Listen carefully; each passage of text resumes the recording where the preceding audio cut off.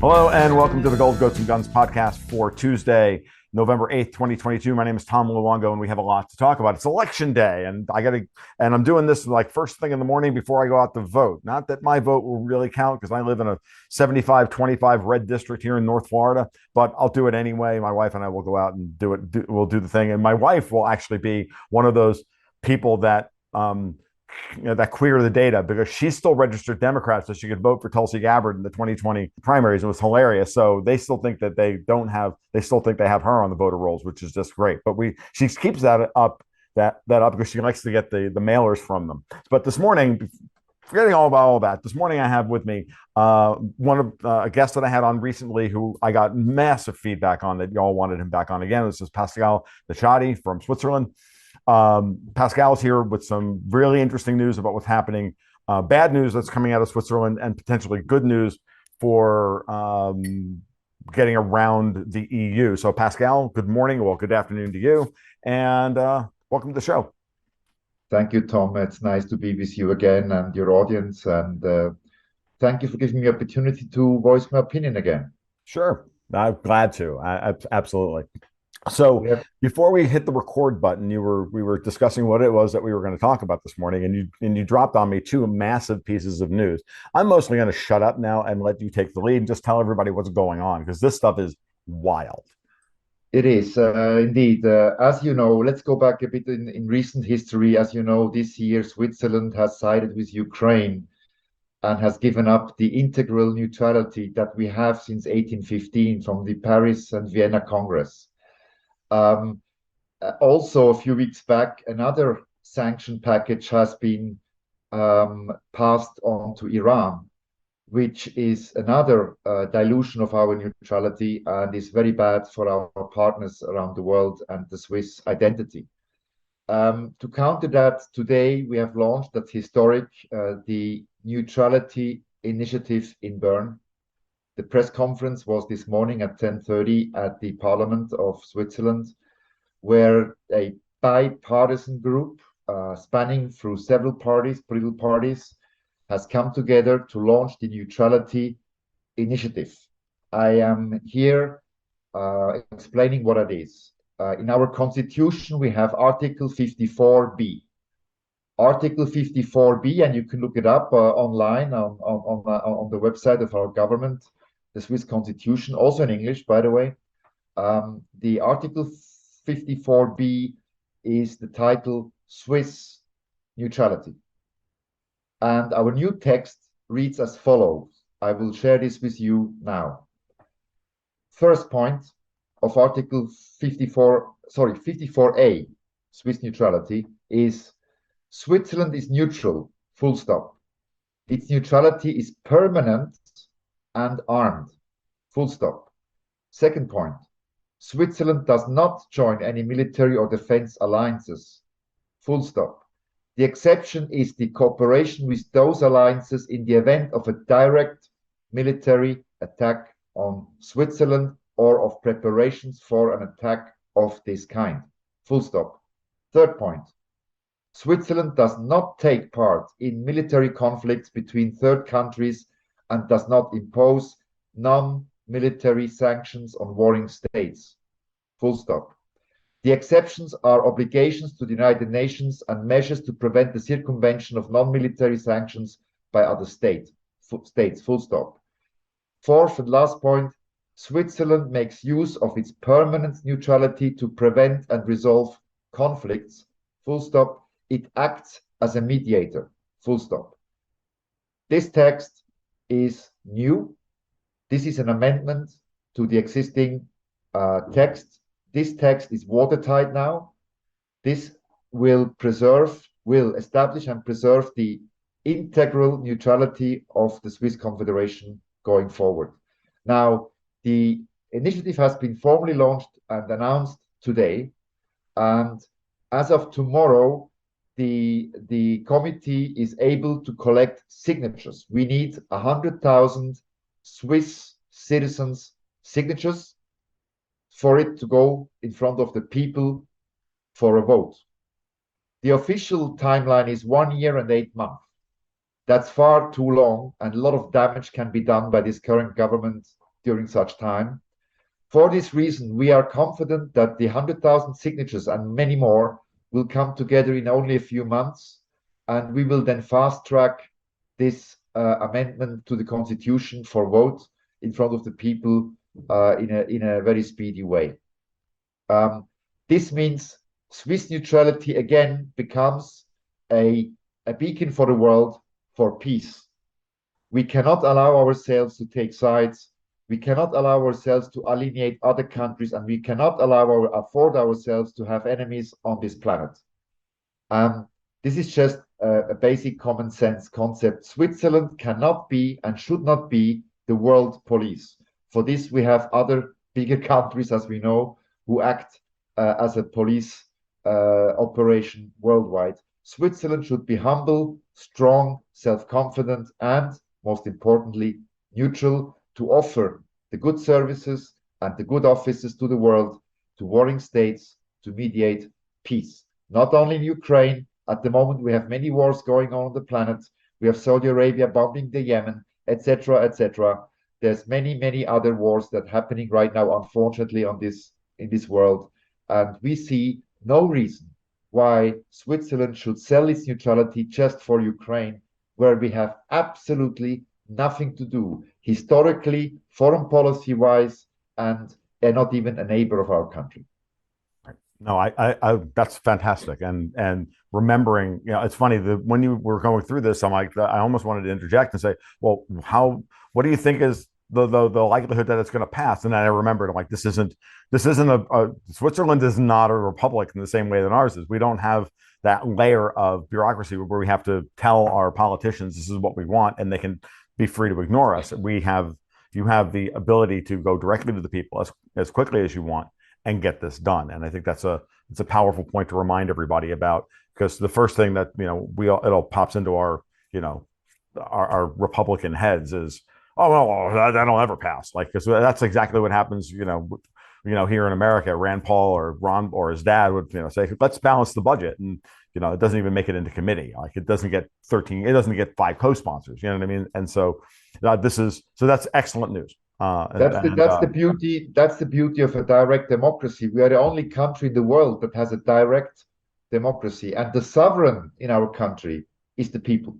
Right. No, that's fantastic. So that being said, you figure what the way you're talking, what you figure maybe within 4 to 6 months. Yeah, we believe within 3 to 4 or 5 months we will have those 100,000 signatures. We'll present them, of course, to the due process, and that will allow it to be fast-tracked. And we hope that this vote can take place next year. Okay. It's urgently needed that this happens and the people can vote, because right now we are on the wrong side of things. We have the winter now coming. Now it's about 10 degrees outside. Last time we spoke, it was about 20 degrees outside. Right. The gas is a problem. We have a gas shortage coming, that's for sure, mainly because of Germany and, of course, because of our own sanctions against Russia. We took the European sanctions. We are not a European country. Therefore, it makes absolutely no sense and no logic that we represent EU sanctions against Russia. I agreed. Now, the follow-up question for you now then is, knowing the demanded what's the word I'm looking for? Unanimity, right? At every turn, anybody who gets off the bandwagon of "you will fully support Ukraine" are immediately shouted down, right? We saw it here in the United States. We saw it. We even saw it to a lesser extent in the UK, where Liz Truss tried to do some things that would be beneficial for the British people, and she was summarily thrown out of office, even though she gave full-throated support to Ukraine. You saw Giorgia Meloni over in Italy scold Silvio Berlusconi very quickly, I believe for strategic reasons, mind you. I don't believe that she actually meant it, because she's now implementing other policies that are clearly against the wishes of Davos and the people who have now taken over Switzerland. So now my question to you is, as in your estimation, how much damage can they get done between now and when this referendum can take place? Because it's clearly that what you've done now is you've set a timetable, you started the clock running, on Swiss neutrality. You're saying we're going to get it back in 6 to 8 months. And what they're going to do, of course, is say, well, we're going to put all these poison pills in place to ensure that Swiss neutrality, even if you vote for it, you'll never get it again. No, they can't do that. Okay. The demand, the paper is very clear. It's here.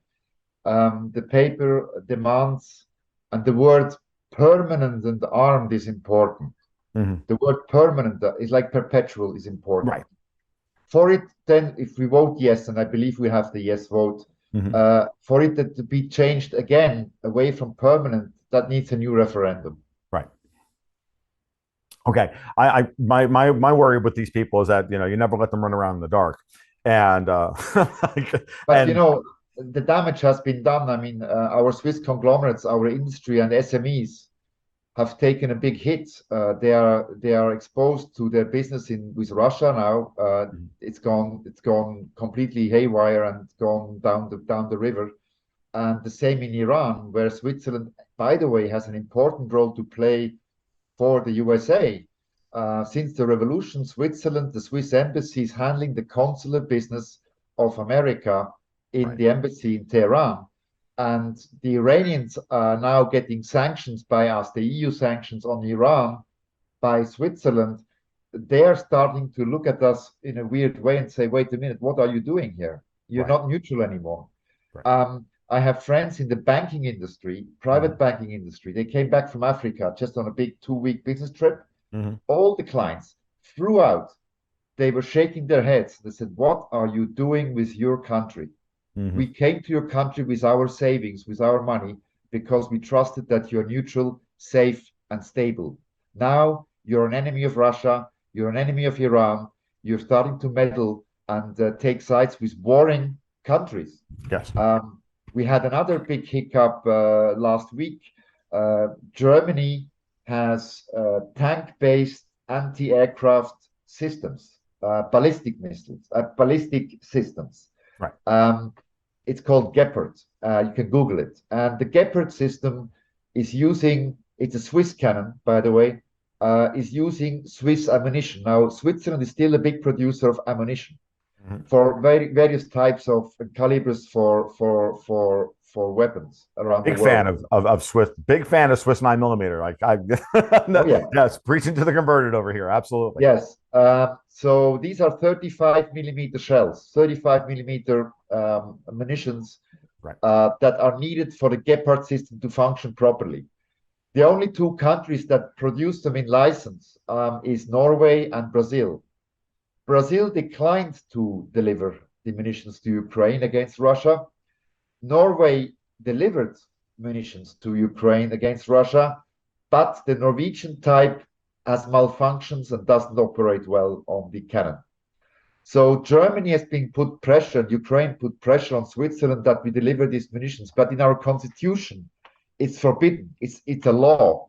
We Right. are not allowed to send weapons and munitions to warring states or third states that have war. It's a very clear law. It's a clear-cut law. What does Germany do? They pressure us. They say, we'll stop buying weapons from you. We will pressure you on other economic issues. But you know what? If that's the cost for peace, we will face it. We will not sell weapons or munitions to a warring country, in this case, Germany, or not let them export it to Ukraine. Right. Yeah, but clearly what what the Germans and others would do is say, look, we're not party to the conflict. Or they keep saying this over and over again. We're not a party to this conflict. We're not a belligerent, but you're sending weapons in there.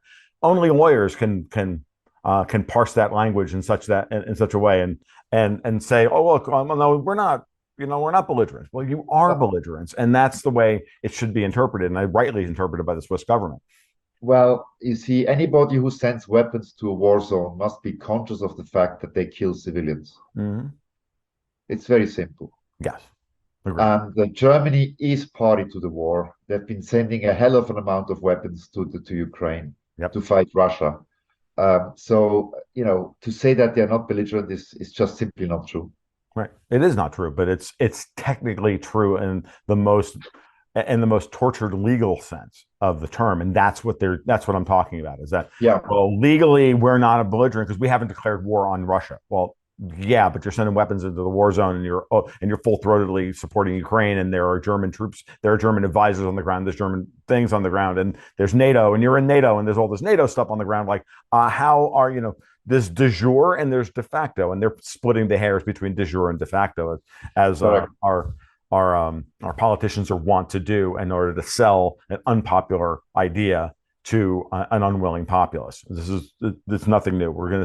And I think one of the things I led off with this morning was, obviously it's election day here in the United States, and they're going to find out just how unpopular all of these ideas are, and it's going to be interesting to see. Even with the insane amount of cheating that I expect to go on, I still think the referenda on the Biden administration, I use the word Biden with quotation marks, is it's still going to be significant, to the point where the entire world, I think, is going to be shocked by just how much Americans are not belligerents as a people. As a government, yes. As a people, no. And this is the part that so many people around the world don't get, because and I blame, it's like everything else, I blame the media for this. It's designed to do that. We've seen 6 months now worth of, I think, irresponsible rhetoric coming from the European media, the British media, and the American media, blaming America for all of the escalations between Russia and Ukraine, and that's not the case. The Europeans are leading this just as much as everybody else, just as much as the Americans are. Everybody's in cahoots here. It's the Brits' wet dream to break Russia since 150 years. Well, yeah, of course. And I've discussed this with multiple people. I've discussed this even with you, I think, the last time you were on the show. So that's right. So all that's really fascinating, and it's great to hear that the Swiss are, that there's a contingent of Swiss politicians and businessmen and whatnot that are going to help get this done. Yeah, the commission is again, it's very important. It's a pan-party, it's a bipartisan organization. It's very important. The initiation came from Christoph Blocher. Dr. Blocher is the former Minister of Interior. He's a senior former federal counsel. He's also the former head of SVP, the Conservative Party of Switzerland, which I'm part of as well, which has been founded by my great-granduncle, Rudolf Minger, back in the days before the Second World War. So, it's good it's like we the people, like you have in the Constitution, we the people. I also like to remind listeners that are not American on this show, Americans are good people. Really, they are. And, well, we try to be. We're flawed like everyone else, but we try to be. So are we. But I'm just saying, the undercurrent is a free spirit, peaceful, and not belligerent like the government is, the administration. So that's my question to you. How do you see the midterms going at the moment? Today is a very important day in your country. It is, and I don't have a prediction other than to say, if the vote was honest, we would see the biggest wipeout of the Democrats in the history of the country. But we know that the vote's not going to be honest. We know that the Democrats are going to try and steal back some seats that they've lost. They're going to try and steal Senate seats that they didn't earn. We're going to see this. The amount of money that's flowing into certain areas of the country in certain elections, it's very clear that there's going to be a level of cheating and a narrative control around the cheating to try and invalidate aspects of the election. I think what I'm hoping for is the same thing I hoped for in 2020, that the numbers would be so overwhelming in the favor of Donald Trump that they would not be able to cheat without exposing themselves. Well, that's kind of what we got in 2020, and they still installed Biden as president anyway. This time, it's much harder because it's a decentralized system, right? We have 435 different elections for the House. We have 33 or 34 senators. We have all of these state houses and all of these governors that are up for re-election today. It's easy to rig a presidential election because it's just one algorithm that you have to run. It's one set of vote totals you have to run. It's much, much harder to do that on a mass scale with this many different elections, with this many different county governments, with this many different supervisors of elections. It takes just a much, much bigger organization to get that done. And especially now that we're 2 years out from them having exposed themselves, I just Yes. see it orders of magnitude harder for them to do so. And then I look at the messaging, the political messaging coming from the Democrats and coming from everyone, and even from, even like the Washington Post putting out a thing the other day saying that they're, and all the stories that we're seeing about the U.S. pressuring Ukraine to come to the negotiation table. I don't believe for a second that the U.S. actually wants that. I think they just want a ceasefire, so that they can rearm in Ukraine. But it also is indicative of the fact that they don't know what's going to happen post midterms, and how much and what the GOP contingent is going to look like, and how much real power the GOP establishment, the rhinos, the Mitch McConnells, the Kevin McCarthy's, are going to really have and be able to ride herd over the incoming freshmen who are going to say, absolutely not, we're done.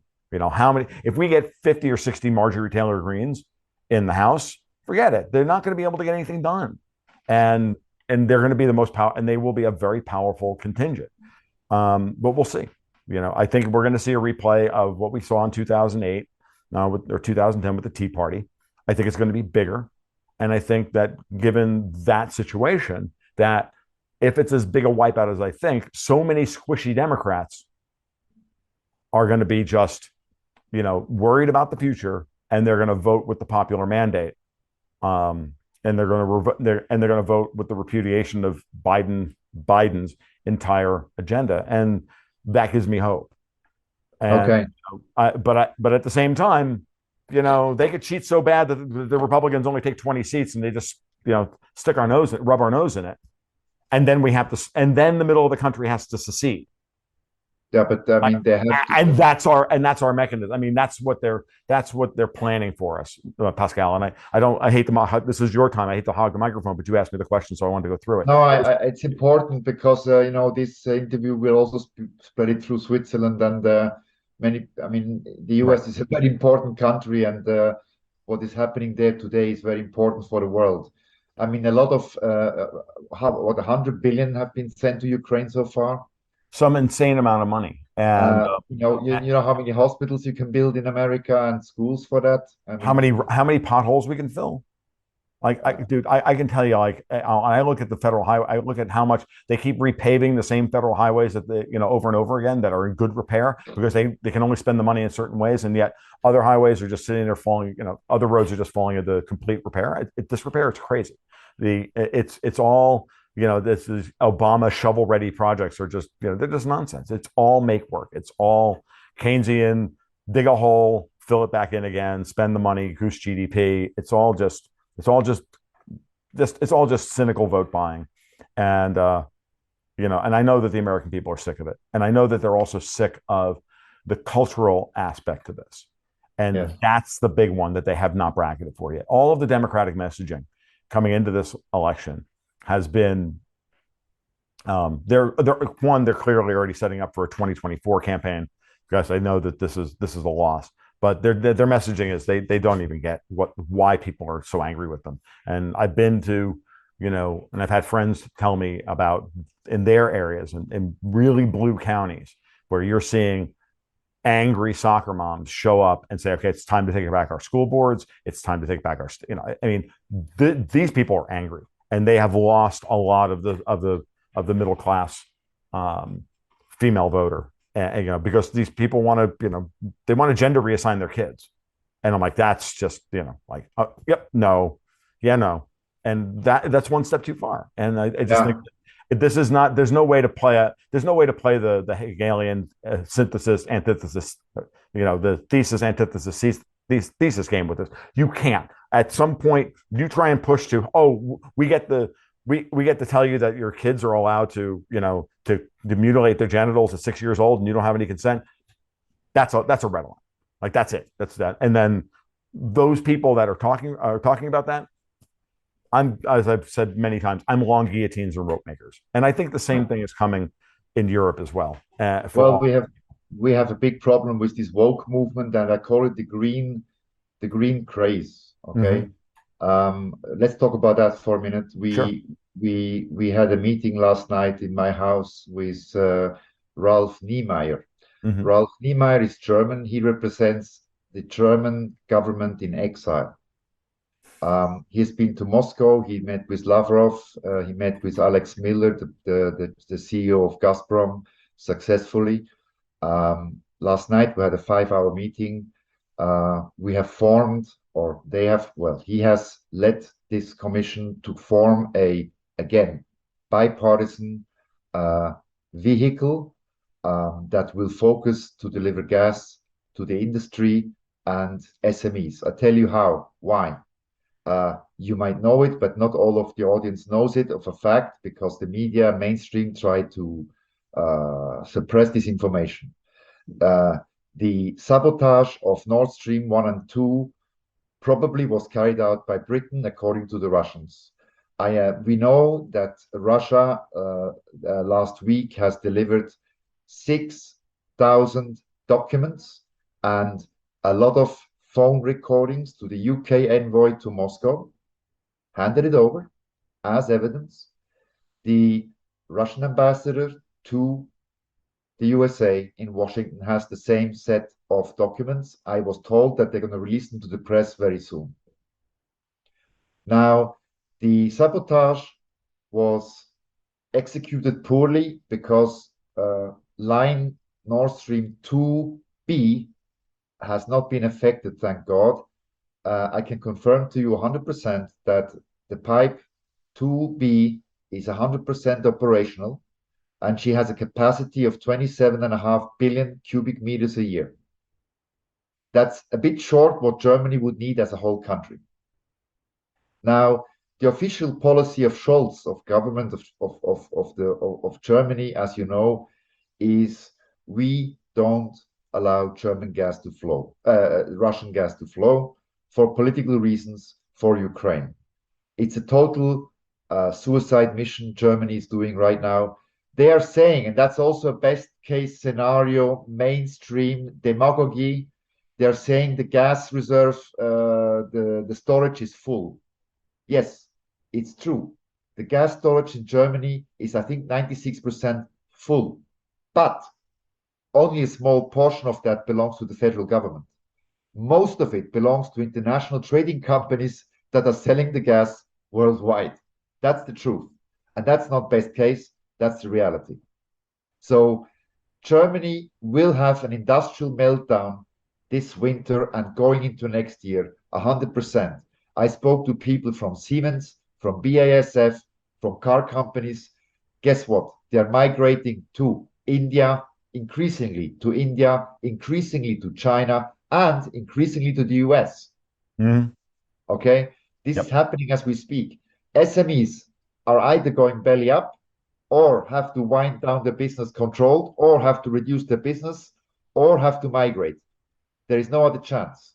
Households, we talked about that in September, it's confirmed. Germany is 90 million people country. Half of the population is heating with Russian gas. Yes. Well, guess what? No more. So now Ralph Niemeyer was here as a guest, and we devised a plan, or he has devised a plan. I was a guest to attend the meeting, forming we call it Gas Hanse. A Gas Hanse is nothing else than a gas cooperation, which is para-political, which is not political, which serves only one purpose, to service the industry, the SMEs and private households with cheap Russian gas on a long-term basis. Now, you will ask how this will work. The real structure, I don't want to talk about it. It's not yet ready to be promoted in the public arena. But I can tell you what, the pipe brings the gas to Germany. So it's gas flow, clear. They're building now a liquefaction plant. In 5 weeks, that plant is operational. 5 weeks? Germany will say 5 weeks. 5 weeks, yeah. You phase out for just a second. I just want to make sure it was 5 weeks. Okay. 5 weeks, sorry. Yes. No worries. The German government, as you know, the EU has not sanctioned gas yet. Switzerland also has not sanctioned Russian gas yet. The oil is sanctioned. The liquefaction plant will allow for tankers on roads to pick up the gas in liquid form and ship it on public roads wherever they want to ship it. So the The whole German government, Schengen thing is like biting everybody in the ass, right? Okay, fantastic.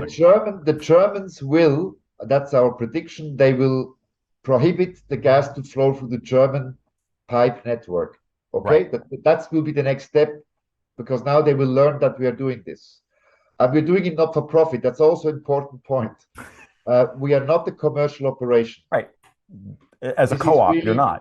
It's just we the want to owners make of the right. we want to make sure that the population, the industry has reliable gas to run their business and heat their homes. It's a very strong statement. Yes. And the roads, they cannot block the roads. They cannot not allow also Swiss lorries to go through the border to pick up the gas.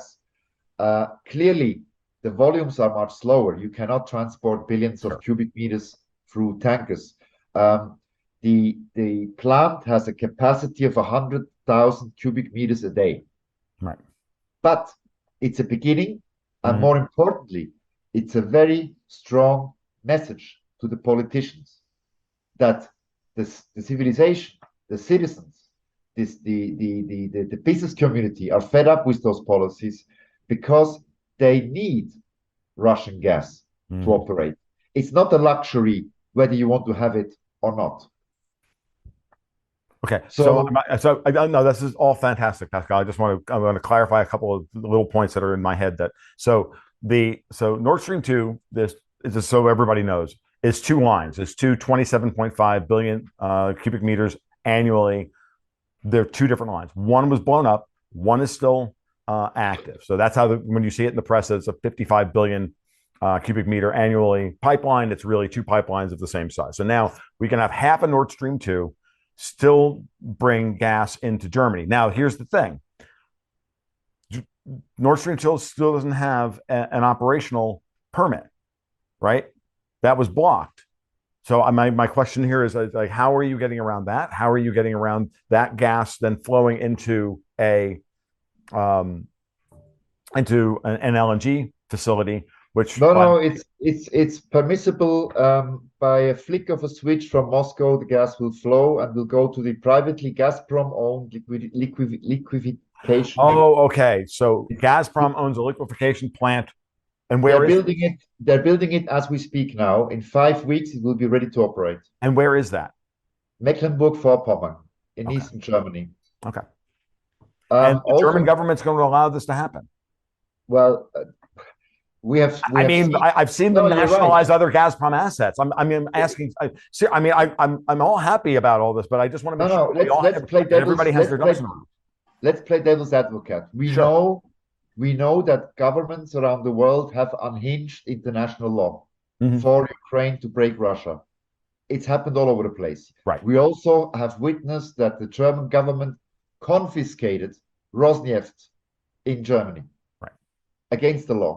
Mhm.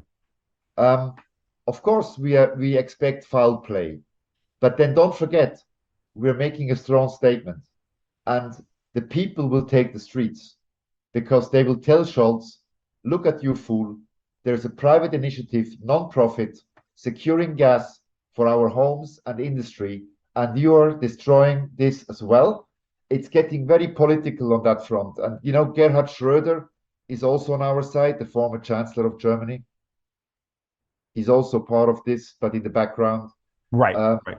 the office of Nord Stream 2 is Nord Stream 2 Limited. It's a Swiss company. It's in Zug, half an hour drive from where I am. Okay.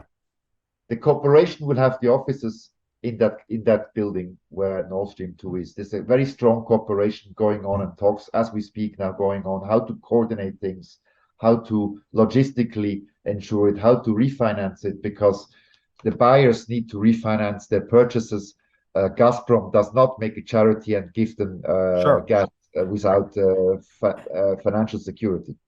Right. So these are technical issues for lawyers and bankers to sort out, and we're confident that this will be sorted out because it's important for Switzerland. Why? If Germany is going down the tube, if they have a cold in Germany, we have a pneumonia. Switzerland is extremely dependent on the well-being of the German socioeconomic status. If Germany goes down, which is right now happening, if it further sinks that ship, it will take Switzerland with it completely. We have Switzerland strategically made a big mistake, many big mistakes in the modern government here. They have never established Swiss gas storage. Our gas storage is in two countries. It's in Germany and in Italy. Now, if Germany, and that will be the case, doesn't have enough gas, they will not deliver our gas that we own. They will say, we break the contract, send us the notification note through the court. We don't care. Yep. Same thing with the Italians who the Germans have been starving of gas all year. Pascal, I need to put you on pause just for a second. I think I have a guy showing up to fix my water system, and I think that's the call that's been in the background. No problem. Pause the recording, and then we'll restart in just a minute. Okay. Boom. So okay, so for those that don't know, I had to stop the recording for a second. I'll pick this back up, and I'll probably edit all this out. So it's really interesting. As I said, the Italians are, that's fascinating. You've got Germany and Italy are where you're holding your gas, and that puts you at the mercy of people who are, desperate. So it's a complete nonsense, because in the constitution as well, in our constitution, it says the Swiss government must ensure energy independence at all times. This has not been fulfilled. Guess what happened last week?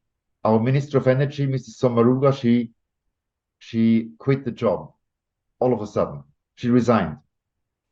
She claimed that her husband had a stroke, and for that reason she had to take care of her husband. Well, it's a noble way to. I would do the same if it's true and all that.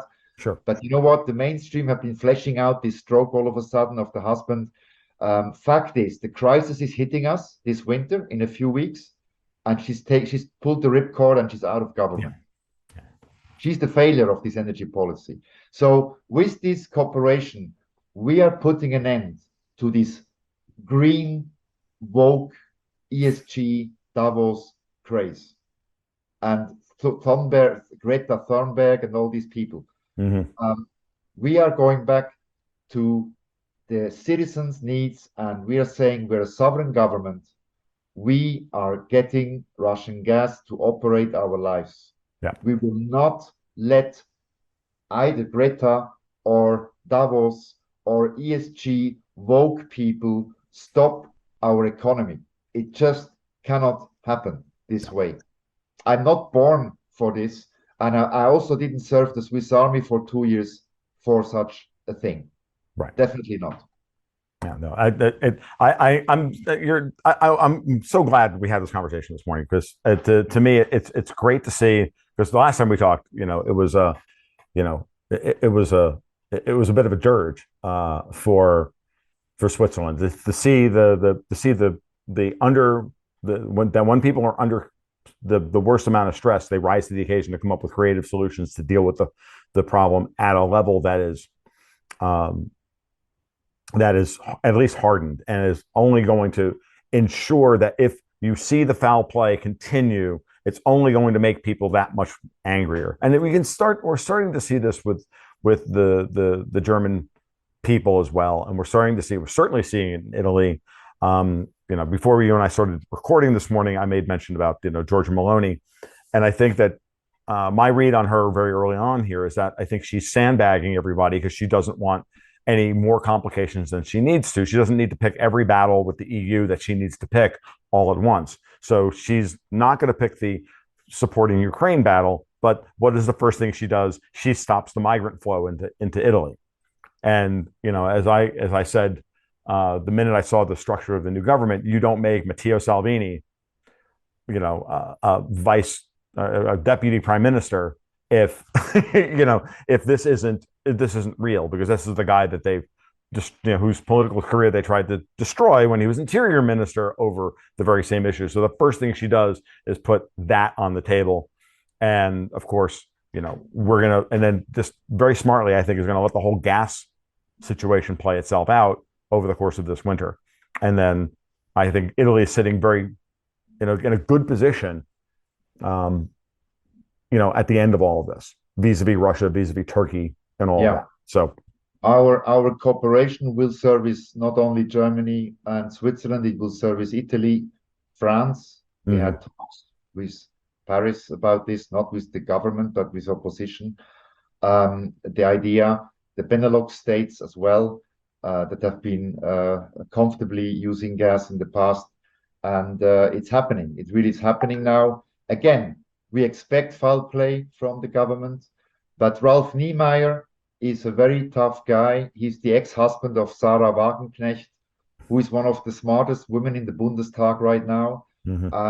alongside Dr. Alice Weidel, Mm-hmm. who is the head of AFD, which we talked last time about. Yes.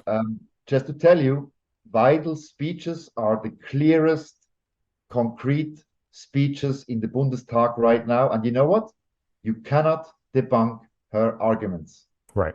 They are rock solid, they are watertight, they represent the truth and the facts of the matter today.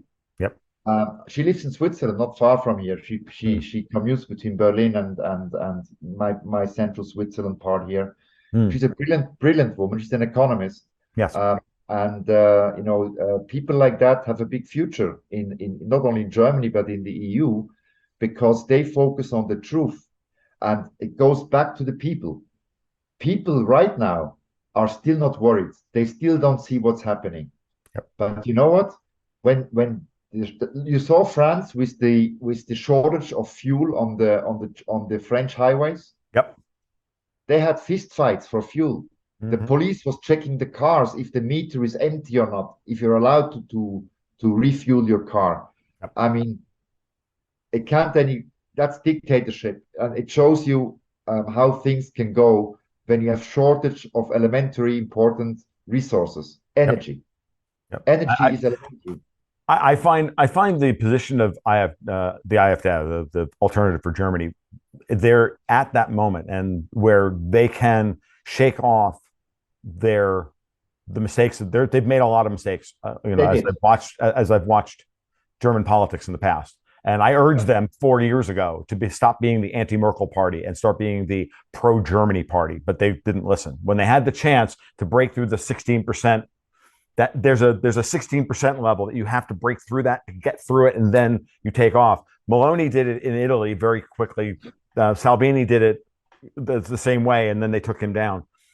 The AFD has that opportunity, but they have to have changed their messaging, and they didn't do it when they had the chance. And had they done so, the 2020, the last election cycle would have been much, the 2021 election cycle would have been much different in Germany.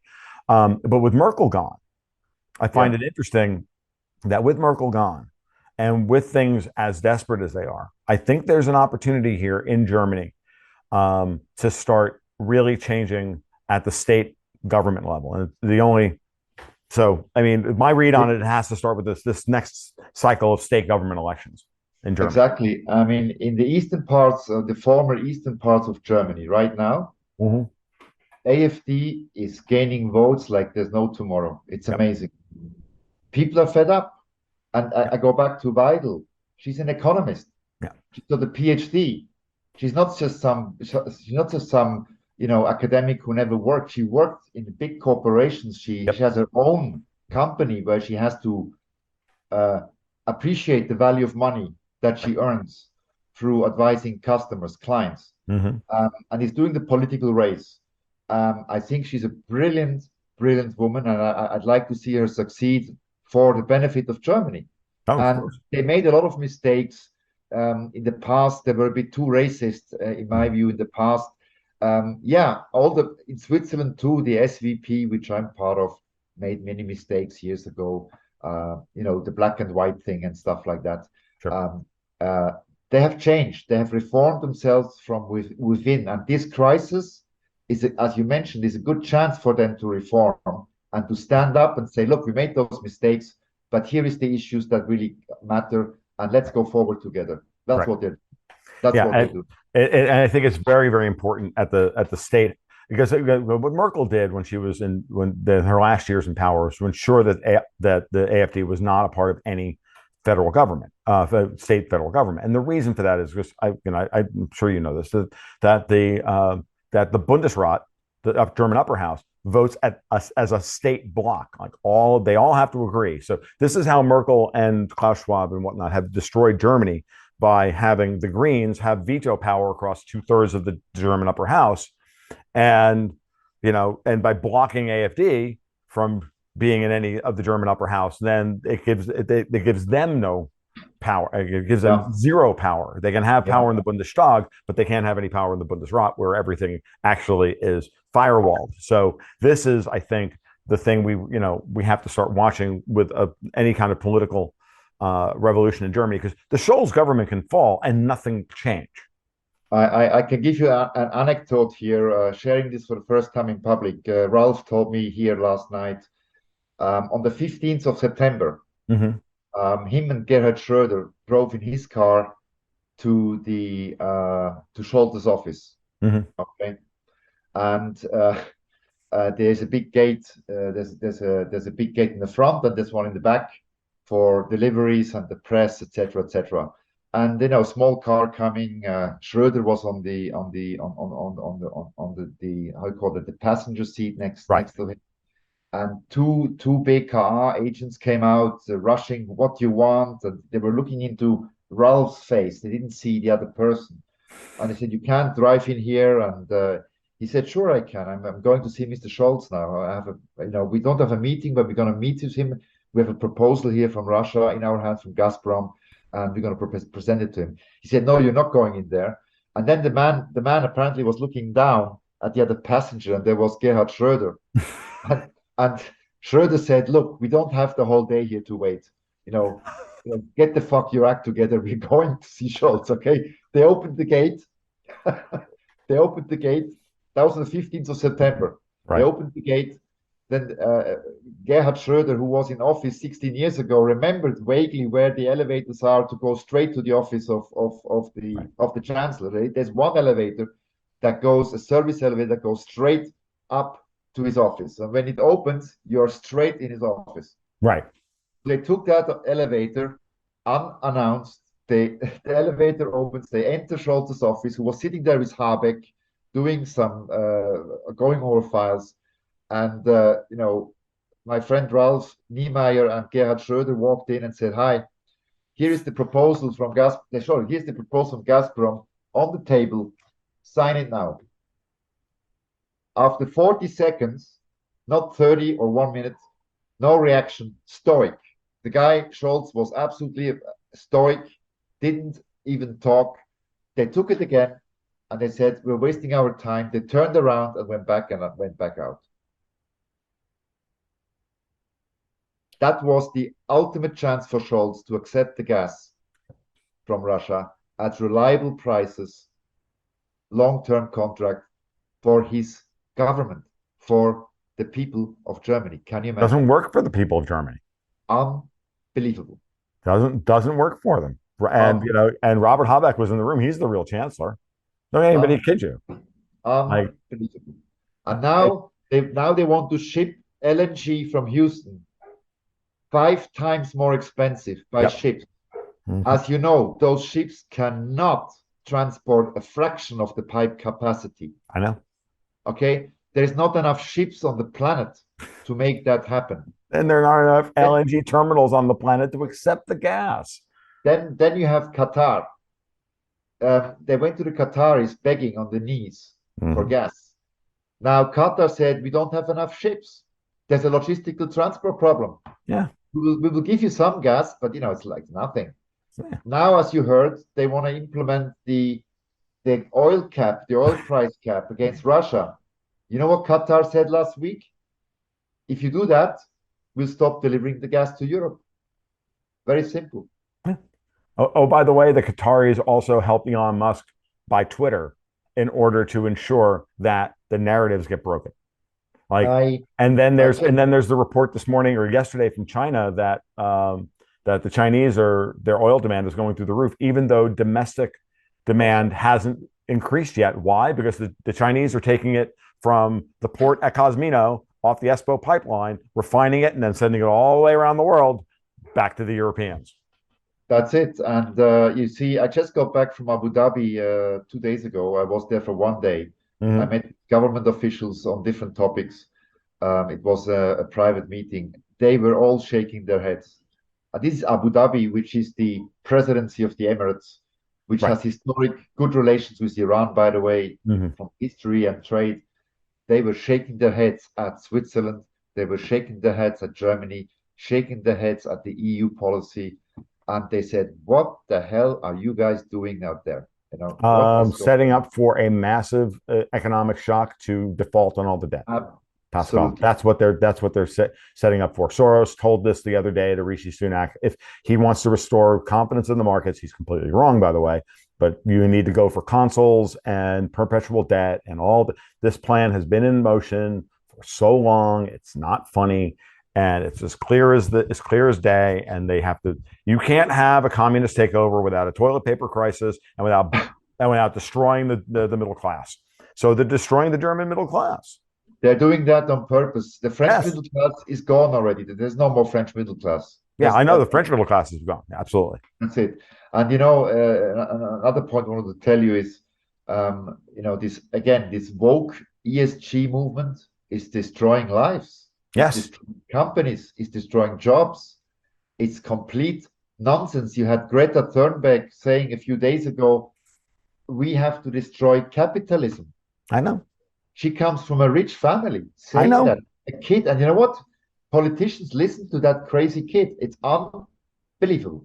It, Unbelievable. so much of it is they've listened to the kid because they know who the kid actually works for. The kid actually works for the people who are, driving all this. And the funny part I've been noticing, and I've been, we've been chatting, and I've put out in some of my recent interviews and whatnot, is to say, because about 6 months ago, someone put it into my head that BlackRock, for example, the head ESG investment arm, the thing that they're the head of the ESG mafia because they have all the board seats on all these companies that are forcing this policy and this investment policy on these companies. So it's destroying oil and gas companies, it's destroying media companies, it's destroying Everything. banks and all of this stuff, right? So, but BlackRock, I just sat down one day and I did a balance sheet analysis of BlackRock. And I looked at it and I went, oh, they control $8 trillion worth of assets under management. And they have all these board seats, but they only have $38 billion worth of shareholder equity. That ain't Amazing. nothing. In the world they're playing in, $38 billion worth of shareholder equity is nothing.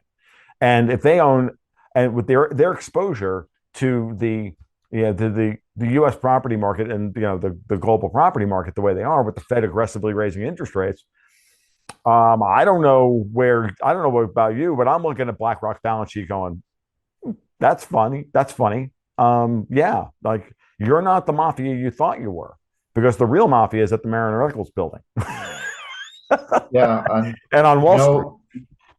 know, we both agreed and we concluded that the Fed will go to 6%. I Yes. maintain that they'll do Yep. it. Yeah. The ECB will be broken. The euro you can forget. Europe will be disintegrated. Mhm.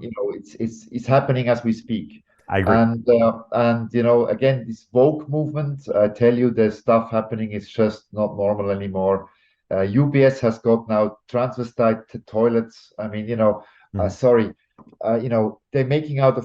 I mean, sorry to say that, but in medicine, in biologic terms, in biology, it can happen one in, I don't know how many 100,000 times that you Sure. have a person born which is both. It exists. Yeah, of course. Okay. It's double The XY, third, double YX. Yeah. Yep. but Yep. don't make it a religion for everybody. Respect them, integrate them, yes, of course. But why do we have to have a new religion on this? It's completely crazy. And you saw something else about banks. Remember Credit Suisse? I was warning that you're going down the tube. Hmm. She nearly broke a few weeks ago. Yes. And then what happened? The Saudi National Bank came in and bought 10%. And the Fed also sent $6 billion in swaps to the Swiss National Bank. I expect that was over Credit Suisse. Now, here's the thing. We have an ethics committee in this country. We've got a Mhm. regulator in this country. The bank has an ethics committee. Saudi Arabia, I'm not against the Saudis, but Saudi Arabia is bombing Yemen since 2015. Okay. A smaller country, 500,000 people killed so far, what I was told. So, where is the Swiss ethics allowing the second largest bank of Switzerland to have a 10% shareholding from the Saudi National Bank, just because of the money. Yeah.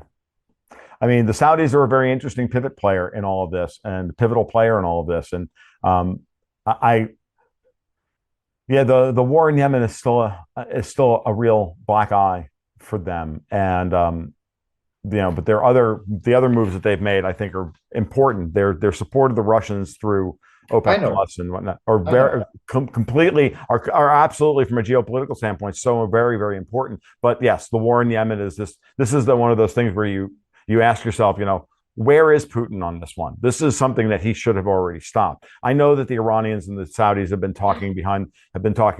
holding unofficial talks for close to 2 years now. Why hasn't this ended yet? And then you have to ask yourself the question: if it hasn't ended, even though everything says that it should be ending, yeah, it's then who's continuing to push this? And then who benefits from that? And I haven't been able to answer that question, to be honest with you. And no one's really been able to give me a satisfactory answer on it. It's a mystery. It's one of the few things I can answer geopolitically. It's a mystery, and it's fact of life, unfortunately. And then you have the other point is BRICS is growing nicely. I'm looking at it in my inbox right below this Zoom thing that Algeria now wants to join the BRICS. That's right. We have now the Saudis even committing to interests. Iran, Argentina, yep, Algeria. Very interesting things are happening. Algeria, big deal. Big deal. When you start thinking in terms of Italian gas. Exactly. It's kind of important. And a new currency. I wish they would pick Bitcoin as a denominator, but they're trying to create a new currency. I think that will take some time. It will, and I think if too many of them still don't like I mean, look, we're at a moment in time where governments are still like, you have governments like the Russians and the Chinese and others that are way too authoritarian for their own good, but it's as a reaction against the amount of pressure that's being placed on them, right? This is it's a pure reaction to the amount of belligerence coming from the West, both financially and culturally and militarily. You pull those pressures off of them, and I think you'll see a much different world. I think you'll see the mullahs in Iran open up. I think you'll see even the Saudi Arabians open up. The Russians will pull back from. Putin doesn't want to run Russia the way he's running it. He's having to be forced into running it the way he runs it. Now, Xi, on the other hand, I think is a doctrinaire Marxist, and and all the paranoia that implies. But I also don't see that that Xi is going to be able to hold back the tide in China forever and a day. I think at some point the Chinese are going to say, okay, we've had enough of communism. We're done. And we want something better. And I think that's going to be the tension for China in about 5 to 7, maybe 10 years. But I think right now everybody is, they're all doing this. They're all hunkering down because they know that there's a war on the horizon. The Taiwan question is getting uglier by the moment, and It's not good. I mean, I think they're forcing China into Ukraine decision-making process by pumping in weapons now, sending delegations now. It's one hand they say we respect the one China policy. On the other hand, they're provoking China to the max, and I think it's not good what's happening. And people underestimate how quickly this flashpoint can flare up and create another front, and that's not going to be something nice to watch at all. No, it's going to be quite terrible. I was thinking about this morning. As a matter of fact, I got done with a post from my patrons, literally 10 minutes before or 5 minutes before I popped into the Zoom chat with you. And because people wanted my opinion on what I thought about Scholz's visit to China. And, I think the popular narrative from people like Michael Hudson and Pepe Escobar and others is that this is maybe the beginning of a thaw between the Germans and the Chinese and the Russians. And I'm like, no, this is a typical Kissinger-style wedge issue. We're going to drive China and Russia apart through trade. You've got Pelosi going to Taiwan on the eve of the party Congress, and now you've got Scholz going in there and saying, you have to act the way we want you to act, or we're not going to trade with you. It's this typical thing that they always do. While at the same time, the Biden administration puts out this insane executive orders telling all the chip engineers in China, come home or lose your American citizenship. Like, this is an act of war. This is practically an act of war. It's no different than 1941 and the U.S. oil embargo on Japan. They're trying to escalate things to the point where everybody has to make an existential decision. And the existential decision for the Chinese is: are you going to continue to support the Russians? And if you are going to continue to support the Russians, then this is what we're going to do to you. And okay, well, we're going to see what comes next. And that's why the Chinese have been stockpiling chips like you wouldn't believe, by the way. Yeah, I think the Chinese, what they really want is stability. Okay. But they're being disturbed from the outside. Of course. And I don't think that they will abandon the Russian friendship and the cooperation. It's an energy related friendship too. Let's not forget. No, absolutely. It's very, very important for China. As Martin Armstrong puts it on a regular basis, if Russia falls, China knows they're next. Therefore, Russia can't fall. No, Russia can't That's simple. fall. Russia can't fall. No, they can't afford to fall. No one can. So Russia is China's proxy. Ukraine is the US's and EU's proxy. This is where we are. And that's why the conflict in Ukraine is not going to be let up by these people. What I didn't inform you about 2 weeks ago, I wrote a letter to the Pope. Okay. I wrote an open letter to the Pope, and I urged him to intervene and to provide a neutral ground, the Vatican as a neutral ground for a virtual meeting between Biden and Putin. The letter has been published by the Catholic Church of Switzerland, and it's gone a long way in all other languages. The Vatican embassy in Bern has read it, went straight to Rome, and I have posted the letter, registered mail, to His Holiness himself. So I'm expecting an answer. I'm waiting for the answer. When I have the answer, send you a copy. I look forward to it. And I have to say, Pascal, the more I sit and I chat with you, the more I don't use this word often, but chutzpah, and I mean that with all due respect, sir. I do appreciate the lengths that you go to. You see, now we are in a situation, Tom, here in Europe. It's no longer about left-wing party or right-wing party. No. This is about standing together. Those who are still sane in the head, we have to stand together, and we have to establish peace and prosperity. Absolutely. And stability and security. That's all what I want. If we don't have children, but I mean, if even worse, if you have children, you say, my God, what kind of future does these kids have? I apologize to my daughter all the time. It's, I do. I tell her. The children rightfully expect the parents to save their bacon all the time, which is correct. But the citizens can no longer depend on the government. There's no longer Santa Claus coming to save the bacon of the citizens, as we know. The governments are working actively against the interests of their own citizens. Absolutely. This without a doubt cannot continue. This has to stop. And this is why I think with every intervention that they've done into the electoral process across the West and now in Brazil, I believe in Brazil, and what they're going to try today here in the United States, I think that with every one of these, you get closer to that moment of everybody just going, you know what, the system doesn't work.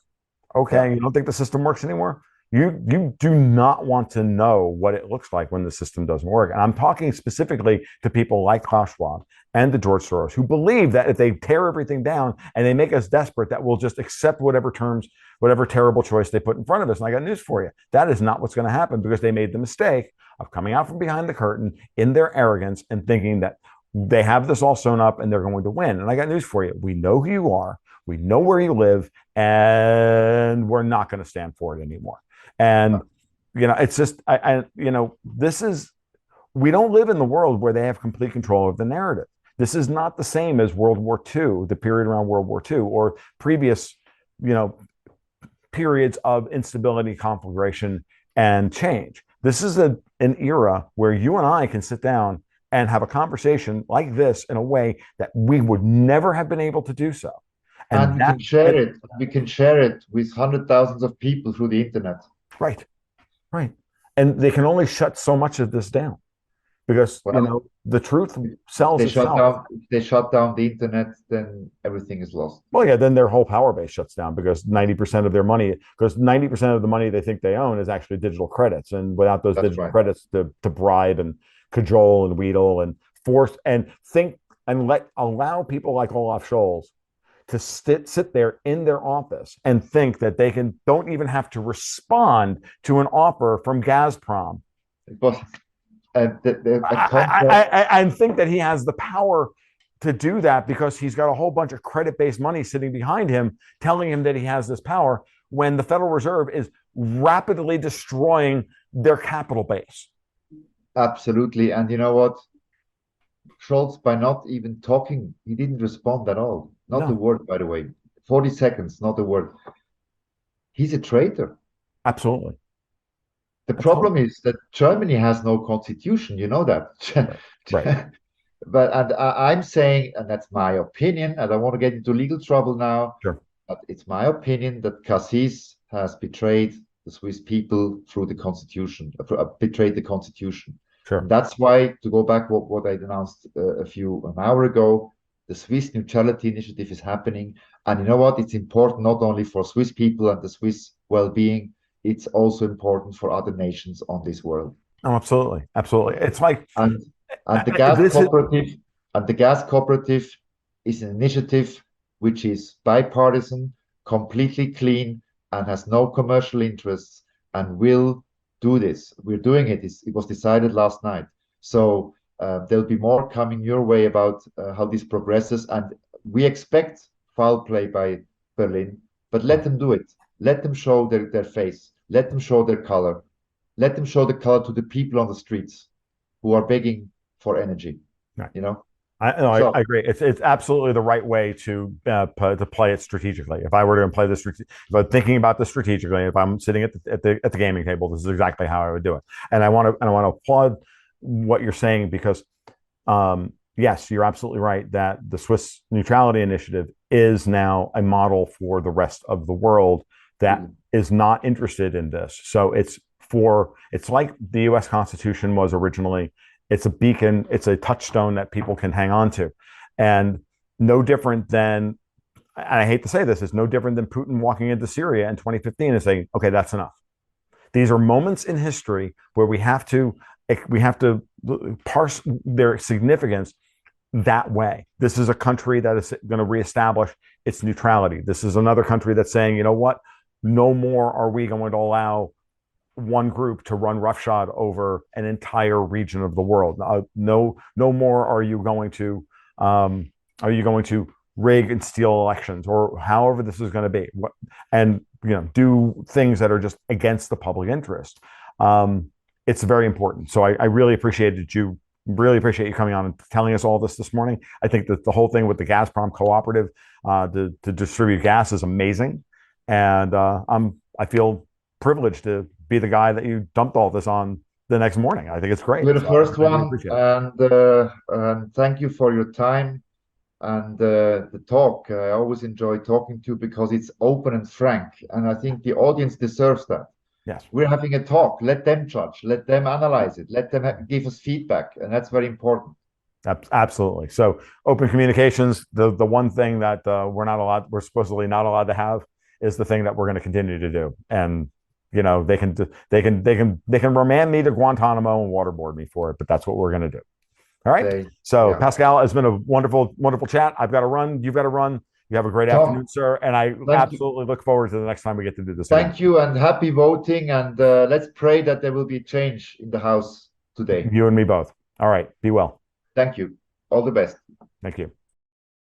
Well, that'll about wrap it up for episode 122 of the Gold, Goats, and Guns podcast. I hope you liked what you heard today. I always enjoyed chatting with Pascal. He's always just a wealth of very interesting and unique knowledge. So, as always, you can follow me on Twitter at TFL1728. You can follow me on the blog at tomluongo.me. And, of course, you can sign up for the Patreon at Patreon/Gold, Goats, and Guns, where you can sign up for either the twice-weekly market reports and sometimes twice-weekly morning munchings, private blog posts, and or the Gold, Goats, and Guns monthly investment newsletter. You guys be well. You take care. We'll talk soon. Keep your stick on the ice.